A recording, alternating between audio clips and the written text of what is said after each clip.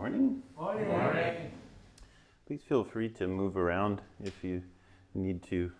If you're listening to the whole talk in this position, that might get uncomfortable. So if you need to move your cushion a little bit, or people outside, if you like to move your chairs so that you can see, you're welcome to do that.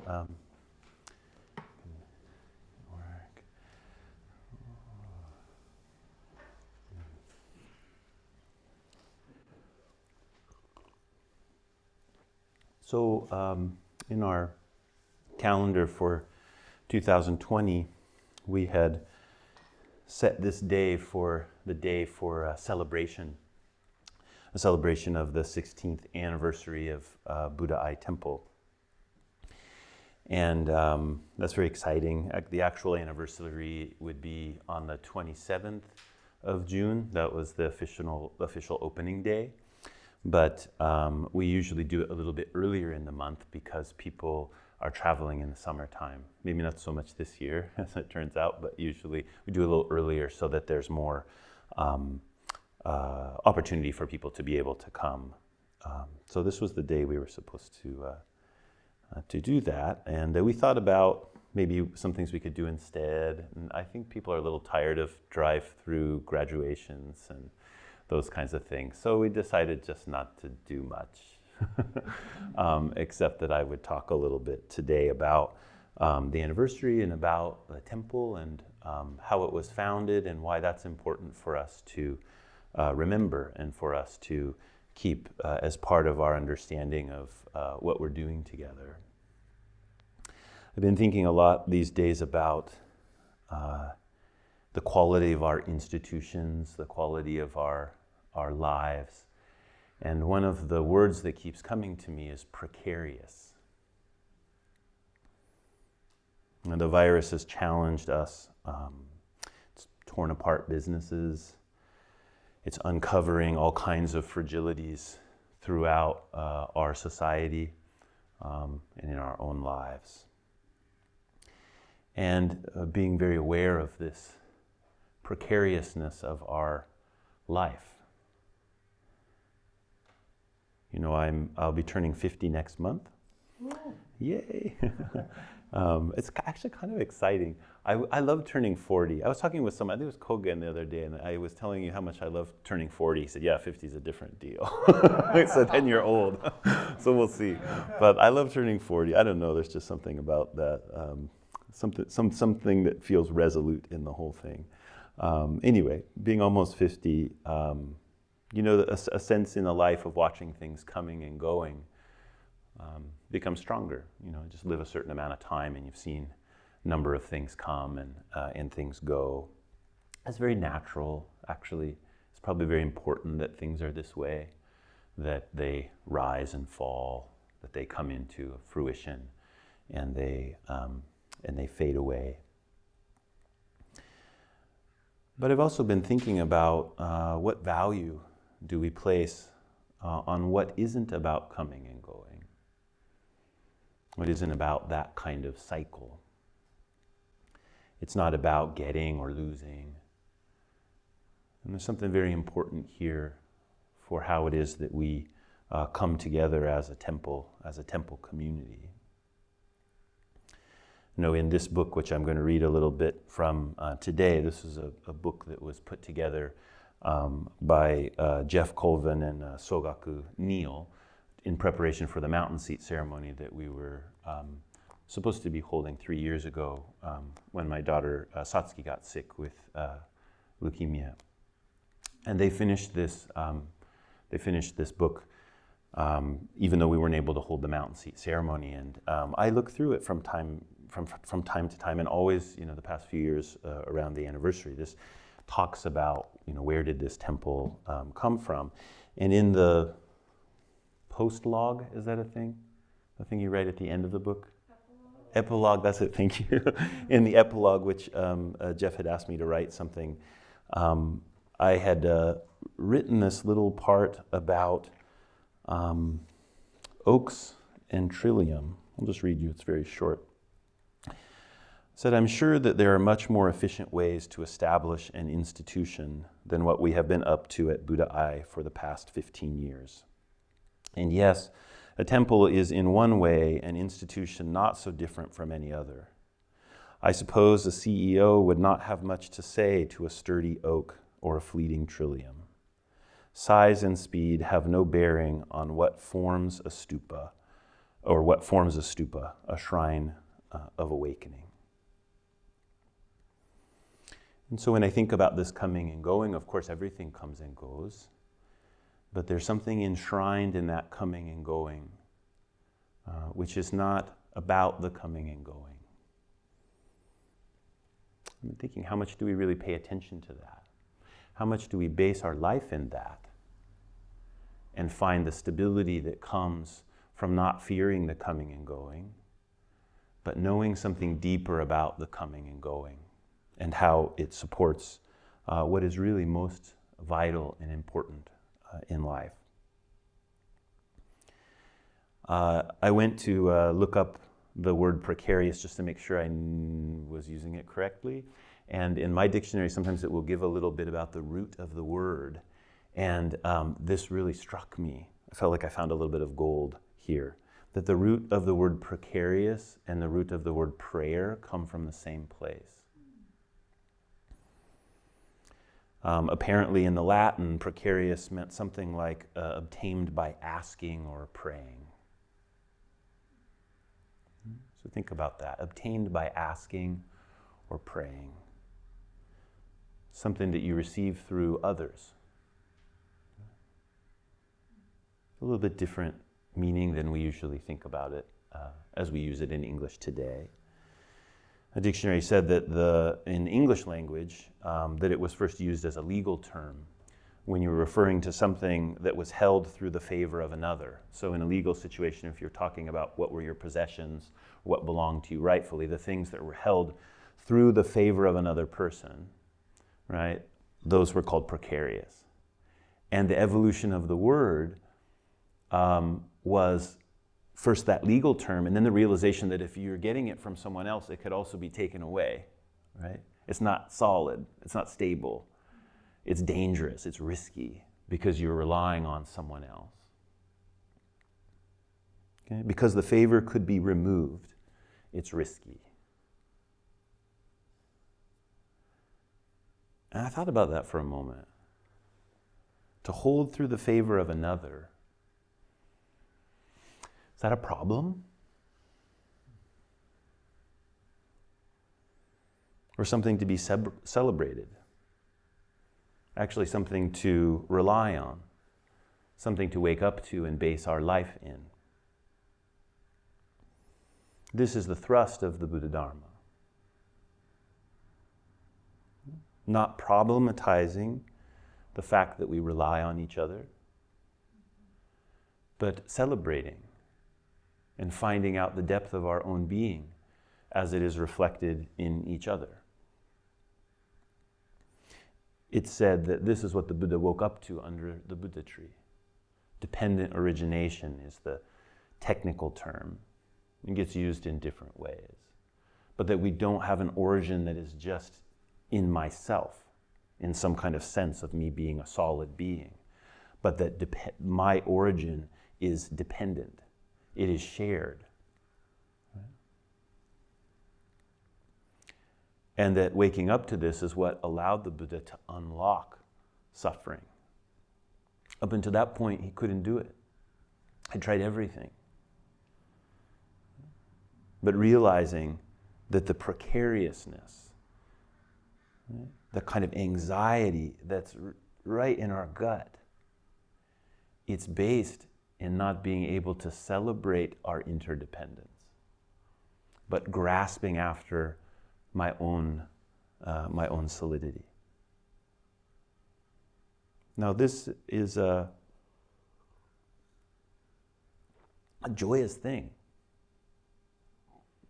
It also has a lot of difficulty. Our own limitations, the limitations of my being, of my life, of my lifespan. These are all challenging things, but they're challenging things that invite us to wake up to this deep interdependence, what the great Zen master Thich Nhat Hanh calls interbeing. I went back to read one of his early books on the Heart Sutra. It's a very thin little red book. He's such a master. His expression is so amazing. And he says in there, interbeing is not in the dictionary yet, but it will be someday. And I love that, his total confidence in this term. Right? His total confidence. It's like, of course this will be. You know, in the English dictionary, we'll get it there sooner or later. It might take some time. Interbeing. When my teacher came from Japan to consecrate this temple, or to found the temple in the Kaitanshiki is the official name of that, the opening of the tan, which we don't have one here, but in a Zen temple, originally there would be a platform where you would sit to do meditation, and that platform is called a tan. So the Kaitanshiki means the opening of the tan ceremonies. So for a Zen temple, many traditions that would say the opening of the mountain ceremony, Kaizanshiki. The san means mountain and kai means open. But in a Zen tradition, we say kaitan. We're opening the tan, opening the meditation hall. When he came for that, his teaching was on dependent origination. In and en are the two words that are put together in innen to express this interbeing, or this dependent origination in Japanese. In Japanese, we oftentimes just refer to the in-en as just as en. Although there's two characters, we usually just say en. It refers to the whole package, our dependence on each other. The fact that causes and conditions come together for us to be alive, right? That's called en. But we'll also say that we have en. We have en with other beings. So in colloquial Japanese, it's really sort of fun being in a Buddhist culture because they have all this language that developed from this tradition over time. And so just regular people are talking about, oh yeah, I had en with such and such a person, or en with such and such a person, or en with such and such a thing. Like if people ask me, which they often do, is why did you become a priest? The standard answer, if you don't want to get into a complicated conversation, is you just say, I had en. And people go, oh, yes, must be en. We could never explain why. You know, it's just causes and conditions beyond our explanation. It's really convenient term, actually, in that way. Oh, I lost my train of thought. What were we talking about? En. We were talking about en. So this causes and conditions, en. He spoke on that. He gave a teaching on en, and some of you were there. You remember that teaching. You know, the reverse side of en we call emptiness. Right? It's another way to understand causes and conditions, this kind of mysterious connection we have with everything, which gives us our life, and we give our life to it. We also call that emptiness. Not emptiness in the sense that we're lacking something, like in a negative way. Actually, we're empty of, or we're lacking, a permanent abiding self. Right? To lack a permanently abiding self means now we can share. Our life is shared. It's not just mine. It's not just yours. This forms the basis of the great vehicle of Buddhism. That all beings are included in awakening. That we're responsible to each other. We are responsive to each other. It couldn't be any other way. And we may respond well, we may respond poorly, but we are responsible to each other. Our lives are completely connected. Now, the way from ancient times that this has been called out is a stupa. A stupa originally is just a little mound. Right? If you think about, you go someplace and you feel like there's something special here. And if you spend a little time there, you start realizing it's sort of melting between you and the place. Maybe that's why it's special, is you start this feeling that I'm not separate. And so maybe you take some stones and you stack them up. Right? Now, this is an ancient thing. People have done this forever. You just make a little lump, right? Mark the place in some way. Maybe it's a pretty stone, maybe not. Maybe it's a pillar, maybe it's a flower, maybe it's a stalk of grass.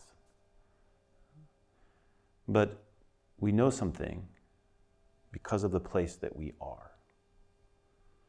This interbeing is not abstract, is the actual experience. Our moment-to-moment experience is our togetherness. And so it gets marked. In ancient times, there were no statues of the Buddha. You know, he's a great teacher, thousands and thousands of followers. Right? But they didn't make statues. What they did do is they built little stupas over his footprints.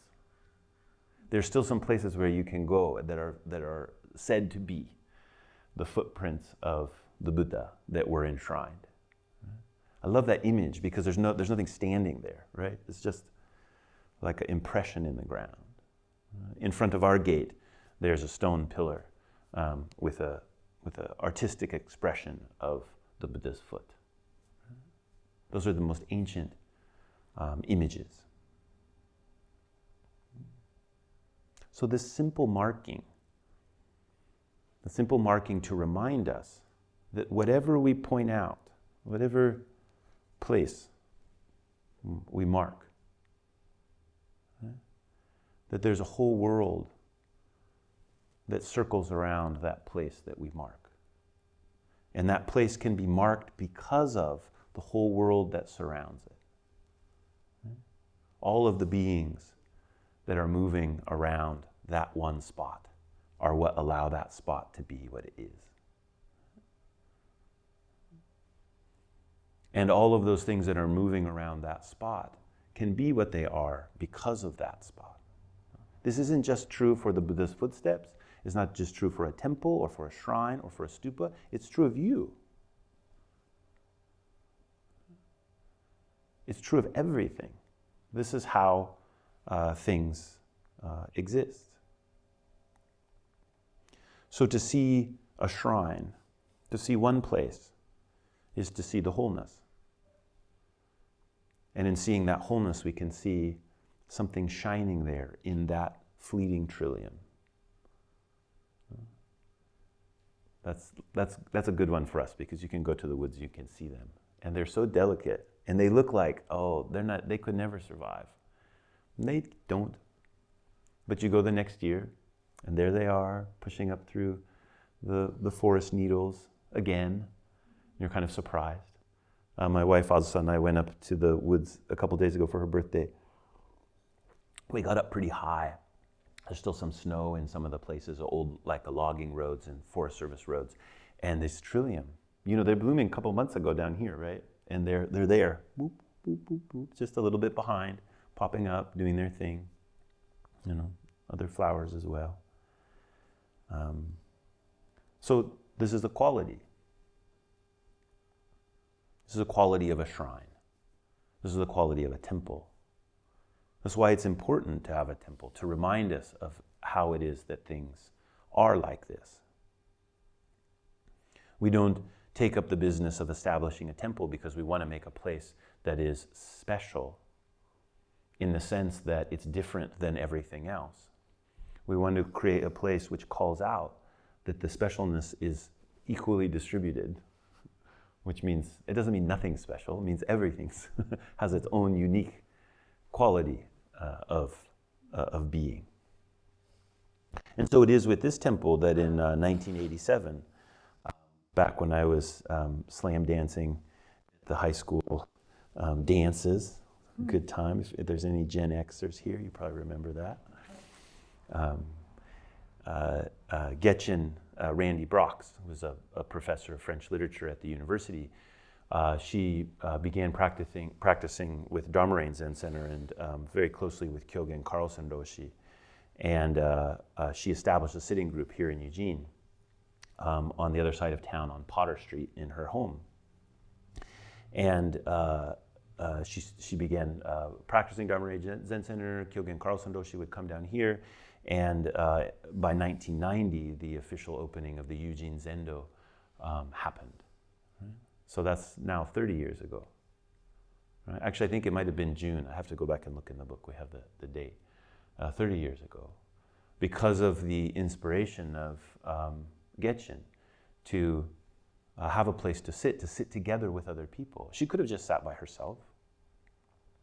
There's no problem. But she said, no, I want to call out this thing which is so special, which I've encountered through my teacher and through the community in Portland. I want us to have that here. And so she started this sitting in her home. And there were weekly meetings, and Kyogen Carlson Roshi would come down from Portland quite often, at least once a month, and he'd give a teaching and sometimes do some kind of a short retreat of some kind, meditation retreat, etc. So that was happening throughout the 90s. And some people that were part of this community, you were part of that. Kind of amazing, you know? Like, why would Getchin do that? She's Norwegian. She came here, you know, found something inspiring and said, oh, let me place something very simply here. Let us call out, let us appreciate our lives.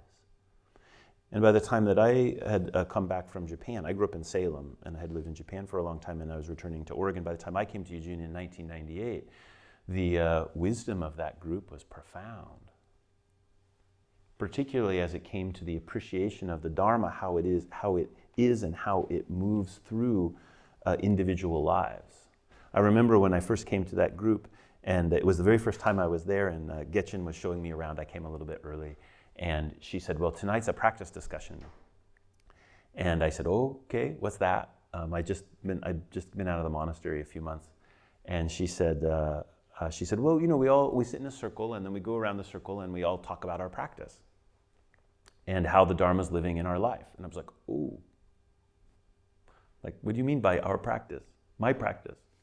What's my practice? I don't know what my practice is. My practice is when the bell rings, I go to the hall and I sit like this because, you know, I was living in a monastery. That's what you do. Like, I didn't have my practice. I only had the practice of kind of doing what you were supposed to, which was good. I'm very happy to have practiced that way. But there's also something quite naive about it, right? Something unformed. And here there were a group of people who came together and sat in a circle and talked about the struggles of the human life and how the Buddha Dharma is a medicine. Right? And that the Buddha Dharma emerges through them as they take their life seriously. Not somberly, seriously. Like paying attention, like saying that this point where I sit is important. And valuing, even though we'll come and go, right? Valuing what is present. So I feel amazingly fortunate to have, I had made a vow to establish a temple in Oregon. Amazingly, profoundly thankful to have walked into that group that had cultivated that wisdom. You know, there's no way I could have become the abbot of Buddha Eye Temple without the quality of what Getchin and Kyogen had nurtured, along with those other early members of the Eugene Zendo.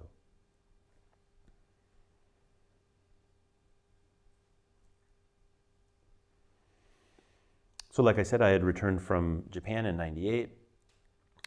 2000 founded something called the Buddha Eye Dharma Association. My teacher's name, Butsugen, it means Buddha Eye. And so I had used his name, called the Buddha Eye Dharma Association, that gave us some like existence in the institutional way. What do you call that? Incorporating, right? So we incorporated. And once you incorporate, you can do things like get an employee identification number, and you can get a bank account, and you can do all this stuff that like these entities in the world do. So we started to do those things. And Buddha Eye Dharma Association and the Eugene Zendo, they came together more closely and more closely. And at one point, I was asked by Kyogen Carlson Roshi and Hogen Beis Roshi of Zen Community of Oregon, who was also involved in the couple years before that, since I had come back from Japan, to take leadership over the group Getchin was moving to Portland at that time, and the group supported me as becoming the priest, the resident priest of what became Buddha Eye Temple. And there's lots of little details about all these adventures we went through, buying land up on Willamette Street and all the neighbors freaking out and trying to get conditional use permit, blah, blah, blah. There's a lot, but I won't bore you with all that. We landed here in 2002, and where people who are sitting there in the garden was mostly garlic. The fellow who sold us the place, John Dahlstrom, I believe I'm saying it right, he kept telling us, he was like, if you take a head of garlic and you break it apart and you plant all those little individual cloves of garlic in the ground, they'll each grow a whole garlic plant. And we were like, yeah, I think people know that. I think that's a known thing, but he was so excited about it. And then the spring came around and we got that he had totally figured that out. The whole backyard was a garlic grove. It's actually technically not garlic. I don't think it's a leek. People call it elephant garlic, I think. It's like this big one, like this. Anyway, it used to be totally full, and everything was, it was perfect. When we saw the place, we knew, oh, this is perfect, and it's going to be a lot of work. That's what every person said. They were like, oh, this is perfect. This will be our home.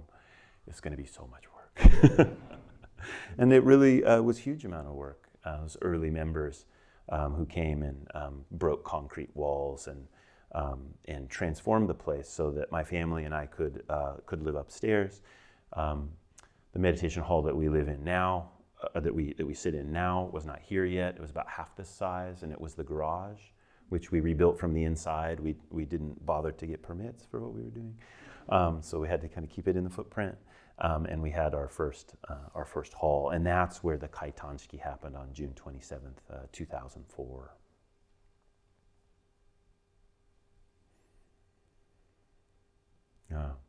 Hard to believe it was that long ago. Sogaku Neo, who practiced here as a priest for many years, who was very involved in this book, he wrote something about recognizing the interdependence of a temple that I'd like to read you. And it has to do with this N, right? I've been talking about N, that we are dependent origination. It says, in Japanese culture, and particularly in Japanese Buddhist culture, the concept of go-en is of profound importance. The word en basically means connection, with go as an honorific prefix. The word also has particularly Buddhist connotations, en being the field of conditions from which karmic effects manifest. All human relationships, even momentary encounters, are defined by en, and one's relationship with the Buddhist tradition is also a result of auspicious en. Nothing is left to random caprice, and no one exists in isolation. Each of us, but one piece in an intricate web of causes and conditions, flowing through time and space. Its links and shaped and molded by karmic intention and the power of vow. Ejo's vow to establish a temple and our Sangha's vow to join him did not begin with him or us, but stretches back deep into the beginningless past. This intention stretches also across space, uniting hearts separated by vast geographical distances. The Kaitanshiki, the opening of the temple, is an opportunity for these hearts to come together. Its ceremonies make quite visible that this building and this practice are not our own, that underneath the activity we manifest, flow, myriad unseen currents of go-en, or interdependence. Our predecessors, having formed a vast intention without bounds in time and space, express that intention now through us, enacting centuries-old ritual forms. We recognize our own deep roots and acknowledge we are ready to undertake our ancestors' endeavor with seriousness and humility. I want to read that last part again. Our predecessors, having formed a vast intention without bounds in time and space, express that intention now through us, Enacting centuries-old ritual forms, we recognize our own deep roots and acknowledge that we are ready to undertake our ancestors' endeavor with seriousness and humility. So here he's talking about the Kaitanshiki. He was talking about that opening that happened 16 years ago. That, in a way we can talk about what happened in those years, between 1987 and 2004. But that's actually a pretty short period of time. I mean, even by one person's life, it's not that long. But what we're talking about here, when we're talking about the unfolding of the Buddha Dharma, we're talking about an intention that was set by ancestors millennia ago. And that their intention was boundless. Our ancestors, having formed a vast intention without bounds in time and space, express that intention now through us. Because our ancestors could see that fleeting trillium, or they could see the strength of the oak tree, and they weren't daunted by the precariousness of life. They realized that the precariousness, the relying on each other, is exactly what gives us our life. They could give rise to a vow that's not locked in space and time. It's not locked in coming and going. And because of that, their vow can unfold through us. He references these ancient rituals, which some people will do and some people don't do. That's not the mark of whether you're unfolding that vow or not, as if you perform ancient rituals. But the ancient rituals can be a gateway, right? And in the case of the Kaitanshiki, those ancient rituals are old and carefully taken care of. And so for 3 days, we came together and we listened to lectures, we sat zazen, we chanted, we circumambulated. Much of what we continued to do after that time and what we had done before that time. This marked it in a special way. To undertake our ancestors' endeavor to live out a life that is boundless, is not bound in time and space, but it shows up through time and space. This is a great mystery.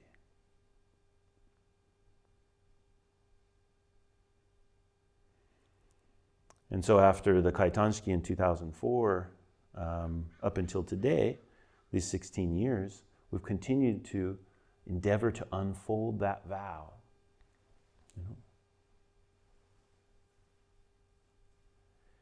For the first 6 years or so, we were just trying to make this place work.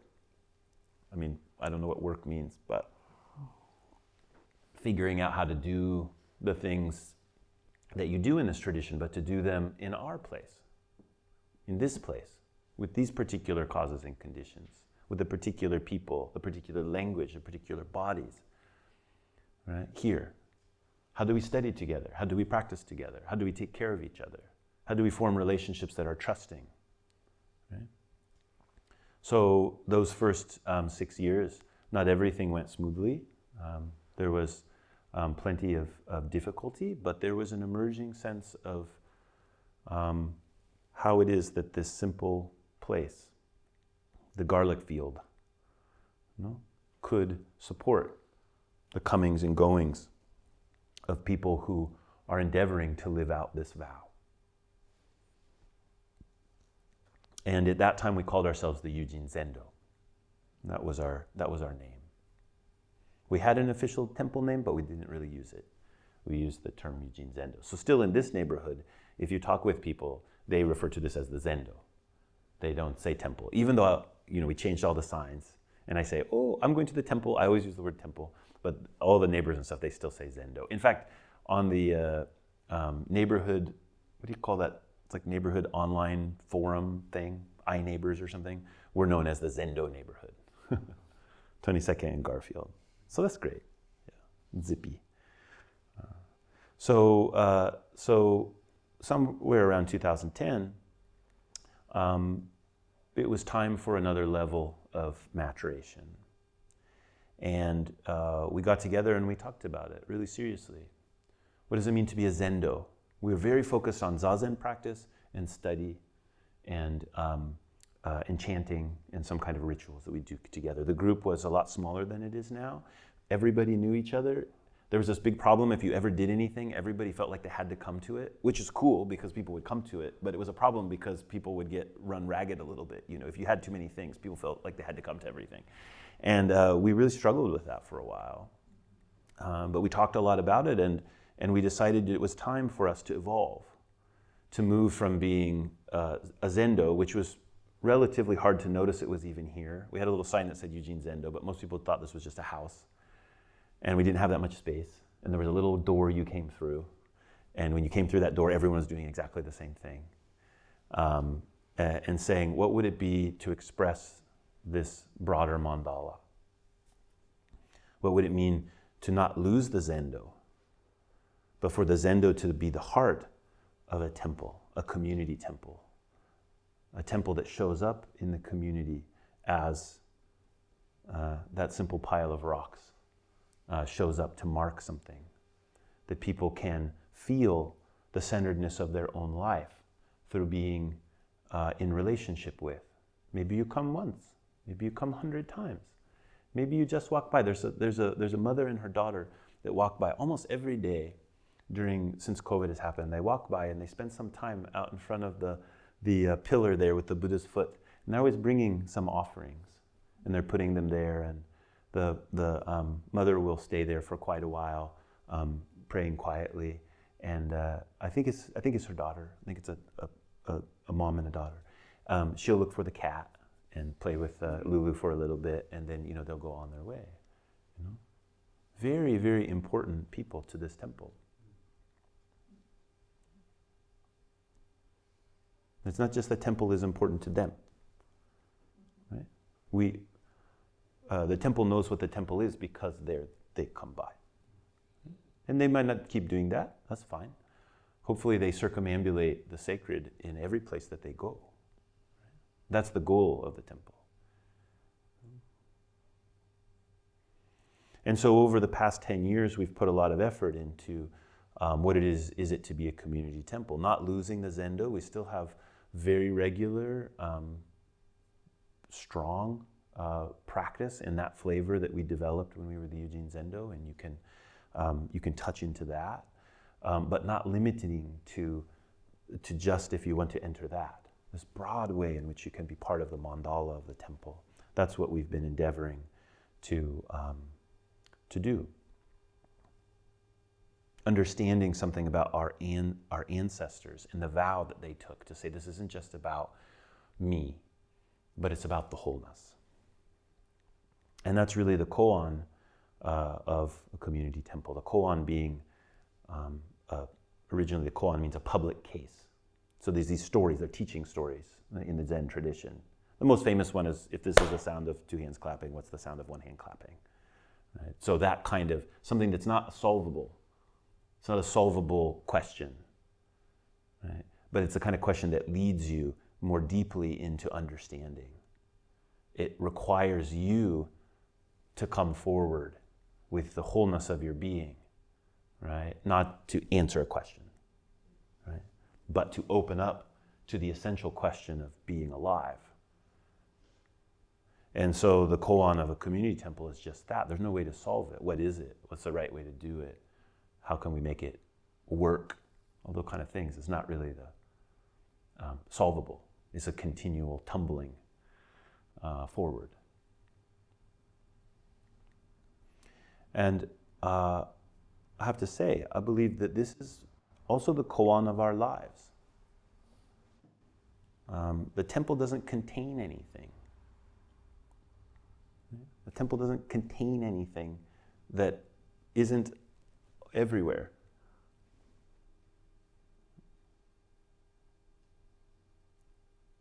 In the same way that trillium or that oak is just what it is.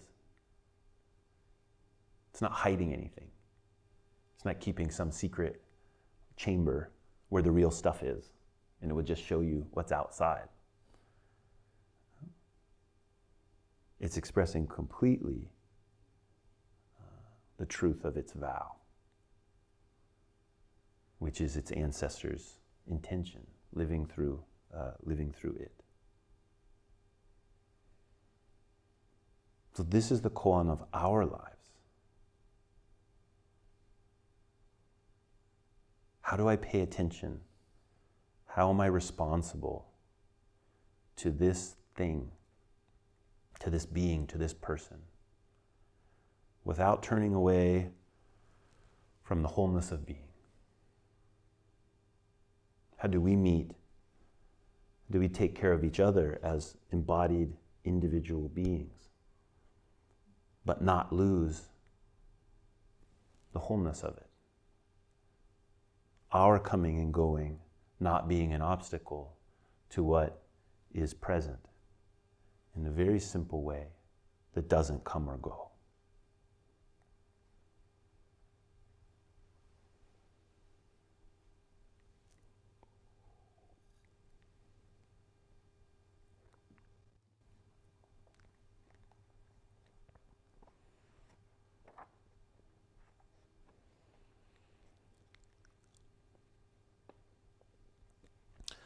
Although I've been right in the middle of the hubbub recorded in this book, I am quite certain that it has never been me who founded anything. Whatever has grown here is due to forces more fundamental and more profound than normal eyes can see. I cannot sidestep the importance of my vow to found a temple, but just like the fundamental vow of the Bodhisattva, this has not been something I could do. It has been a receiving, certainly for me, but also for everyone who has touched and been touched by this place and this way of life. People yearn for something authentic. As we invite one another to follow and to rely upon this yearning, we receive something from each other, and a spiritual community is born. The gravity of suffering and its release brings lives together in a mysterious way.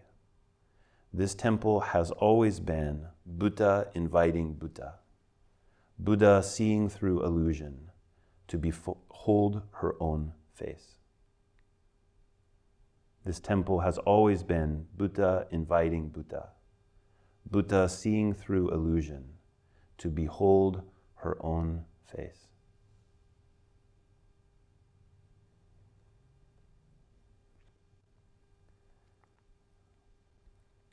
It is a great honor to be part of a community in which we continually receive in that way. And I'm speaking here for myself, but I'm also encouraging you to recognize, to wake up to the way in which your life is received. The way in which your life is received. And the way in which you offer life to others. And to allow the temple to be a place that reminds you of that. And whatever shrine emerges from that awakening, we can call that a temple. Right? And it will come and it will go. But we're endeavoring for it to be immediately sincere. That will be the quality of its longevity. Is that immediate sincerity.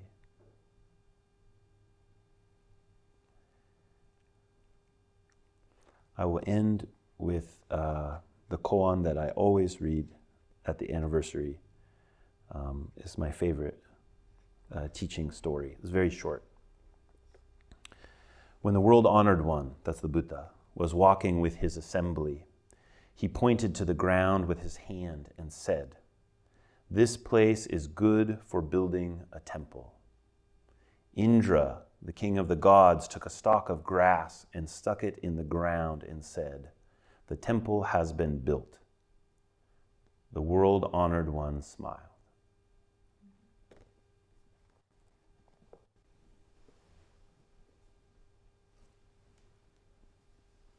Are there any questions or anything you'd like to throw in? Hi. What's the difference between a zendo and a temple?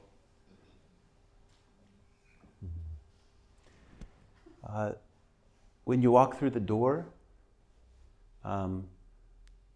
people aren't telling you how you have to be if it's a temple. And in the Zendo, you've got to tell people how they have to be in the hall. And so we have both here. We have the opportunity to have that instruction, how to be in the hall. But we also have the opportunity to just be here without too much fuss.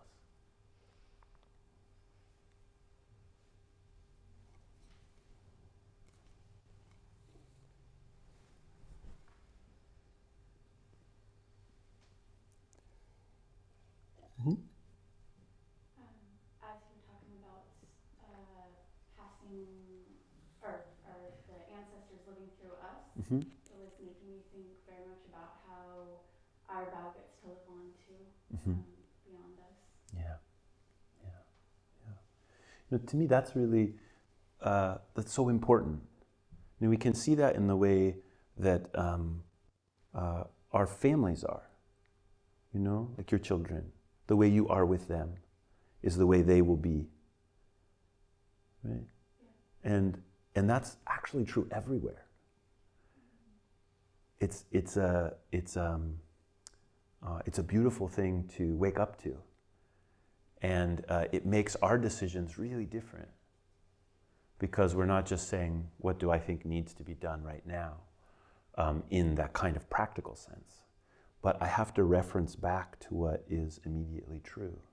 Because if it's not fully true in what I'm doing now, it won't be able to serve beings as all the causes and conditions change, where that truth has to be able to show up there too.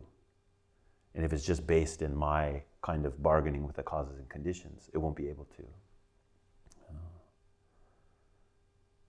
Yeah, so this is 16, hopefully Buddha Temple's 50th anniversary. They'll be like, oh, there are these people. They're all gone now. Not all of you will be. Some will still be around. And they did this thing, like at my teacher's temple, it's really wonderful to be there. It's like 450 years old. And you read the names of these abbots from 450 years ago. Nobody knows anything about them really, except their name.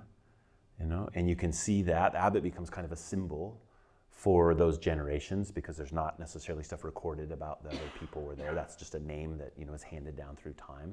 But when you hear the name, you think like, oh wow, okay, so there's this person. Maybe they were a good abbot, maybe they weren't a good abbot. Who knows? But it's not really the point. The point is there's a whole set of causes and conditions, all kinds of people and things moving through that place and time. And when you prostrate in that environment, you feel something really wonderful, like we do here. It's just young. It's young here. It feels wonderful in a young way. There it feels wonderful in a kind of like, well, I don't know, 450 feels middle-aged, I guess there. Some places you go is like 1,000 or 2,000, My students and friends who have traveled to India, they're like, that's where it starts feeling ancient, So, great, thank you. So please today, find some way to celebrate Buddha Ai's 16th anniversary. You might throw a rock in the river, or climb up the butte, or just jump up in the air a few times, or maybe sit quietly. We do that a lot though, who knows. Have a cup of tea, and just bring out this good fortune that we have to share this place together. And next year, I'm feeling pretty confident, 17th anniversary, that we will have our normal hoedown with lasagna and salad and good music. So. Buddha